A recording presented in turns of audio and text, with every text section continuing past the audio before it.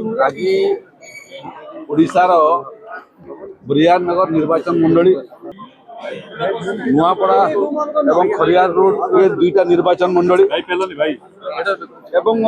ରାୟଗଡ଼ା ଅଞ୍ଚଳରୁ ବହୁତ ନିର୍ବାଚିତ ଜନପ୍ରତିନିଧି ମାନେ ଭିନ୍ନ ଭିନ୍ନ ଦଳ ଛାଡ଼ିକରି ଭାରତୀୟ ଜନତା ପାର୍ଟିରେ ସାମିଲ ହେବେ ଏବଂ ସେମାନଙ୍କର ଦଳରେ ସାମିଲ ହେବାର ପୂର୍ବରୁ ମୋର ଯେଉଁ ସେମାନଙ୍କର ସାଙ୍ଗେ ବାର୍ତ୍ତାଳାପ से वार्तालाप होची जे केंद्र रे यशस्वी प्रधानमंत्री श्रीयुक्त नरेंद्र मोदी नेतृत्व में देशर विकास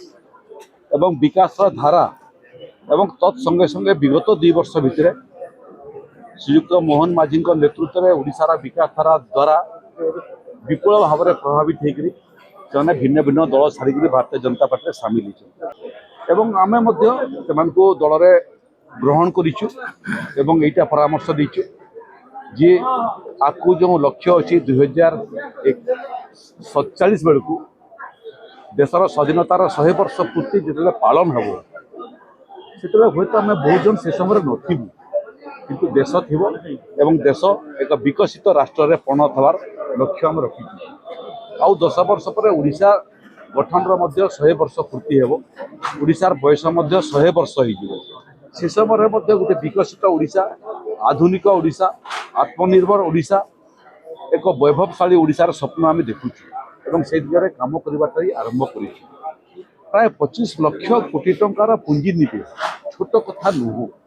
ओडिशा भलिया प्रदेश रे 25 लाख कोटी टंकार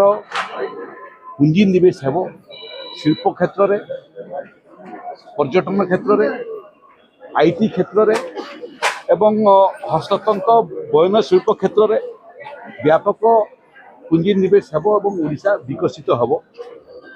ये दिगरे काम करने जो लक्ष्य आज जो मैंने दल में सामिल हेले से सामिल आमको निश्चित भाव में आहरी शक्ति सामर्थ्य देव एवं भारतीय जनता पार्टी से जो योग्यता अच्छी से योग्यता को माने आम ओडिशार विकास में लगेबू समस्त को आम स्वागत करुँ जो मैंने आज जोगदेले एवं से शुभकामना जनाऊँ एवं आम प्रतिश्रुति दौचु जे ओडिशावासी को सांगरे लेकर प्रधानमंत्री जो मंत्र सबका साथ सबका विकास एवं सबका प्रयास से मंत्र को अक्षरे अक्षरे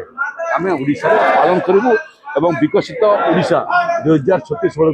निश्चित भाव गठन करूँ।